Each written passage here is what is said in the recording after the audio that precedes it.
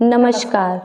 कक्षा शिक्षण में बाल साहित्य की उपयोगिता एवं इसको प्रयोग में लाने की विशेषज्ञता प्राप्त करने के लिए हमें इसकी विविधता और समावेशिता को समझना जरूरी है। तो आइए इस पर चर्चा करते हैं। जी, जैसा कि अभी आपने बाल साहित्य में समावेशिता और विविधता की बात की, तो इनके मुख्य 4 आयाम हैं। इन्हें हम 4 आयाम में वर्गीकृत कर सकते हैं। पहला जो आयाम है वह सामाजिक, भावनात्मक और नैतिक शिक्षण से संबंधित साहित्य है। दूसरे आयाम के अंतर्गत विविधता से संबंधित साहित्य आएगा। जो तीसरा आयाम है उसमें हम समावेशिता संबंधित साहित्य को रख सकते हैं, और जो चौथा आयाम है उसके अंतर्गत हम लैंगिक समानता से संबंधित साहित्य रख सकते हैं। जैसा कि आपने अभी हमें 4 आयामों के बारे में बताया, क्या हम इन मुख्य आयामों को भी आगे वर्गीकृत कर सकते हैं इनके सब पार्ट्स में?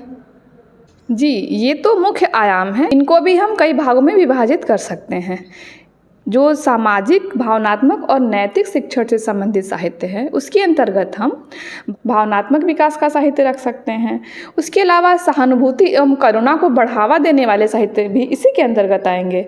इसके साथ ही साथ सामाजिक कौशल और अंत में नैतिक सोच को प्रोत्साहित करने वाले जो साहित्य हैं वो इसी के अंतर्गत आएंगे।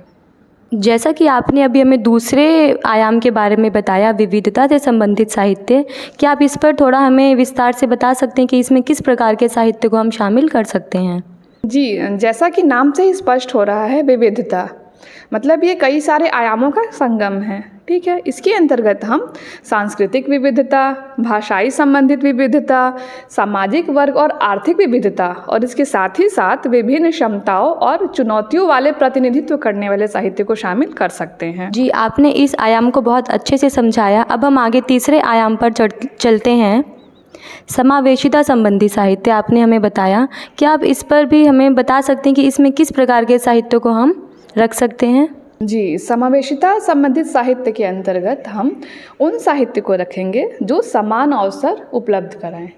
बहुत सारे साहित्य की किताबें आप देखेंगी जहाँ पे बच्चों को पूर्वाग्रह या फिर लैंगिक जो भेदभाव है उससे इतर एक समान अवसर और प्रतिनिधित्व करने वाले साहित्य की किताबें उसमें रख सकते हैं। इसके अलावा सहानुभूति और सहिष्णुता का जो विकास हो वो भी बच्चों में ज़रूरी है, तो हम वैसी किताबें भी रखेंगे तो बच्चों में इन भावनाओं का भी विकास होगा। इसके साथ साथ दृढ़ सामाजिक रिश्ते जो हैं वो भी बच्चों में बनना बहुत ज़रूरी है। तो समावेशिता के अंतर्गत हम पूर्वाग्रह और भेदभाव से जो चुनौतियाँ देने वाले जो साहित्य है उनको भी इसमें रख सकते हैं। जी, आपने सही कहा। और आपने अंतिम वाला बताया था लैंगिक समानता संबंधी साहित्य। क्या हम इसमें किस प्रकार के साहित्य को शामिल कर सकते हैं जो हमें कक्षा में आसानी से उपलब्ध हो सकें? लैंगिक समानता से संबंधित साहित्य, जैसे कि अभी आपने खुद ही कहा लैंगिक समानता मतलब कि उस तरह के साहित्य इसमें आएंगे जो लैंगिक रूढ़ियों को चुनौती दें, या फिर उसमें जो भाषा है वो एकदम लैंगिक समावेशी हो। मतलब किसी भी भाषा से ये नहीं स्पष्ट हो कि ये किसी लिंग विशेष व्यक्ति के बारे में बात की जा रही है। इसके अलावा समान अवसरों का जो है वो प्रदर्शन किया गया हो, और इसमें मॉडल पात्रों का भी चयन हो। कहने का मतलब ये है कि इस तरह के साहित्य में हम उन किताबों को रखेंगे जो ये ना बताएं कि अमुक काम जो है वो अमुक लिंग कर सकता है। कोई भी काम कोई कर सकता है, इसमें लिंग का कोई रोल नहीं है।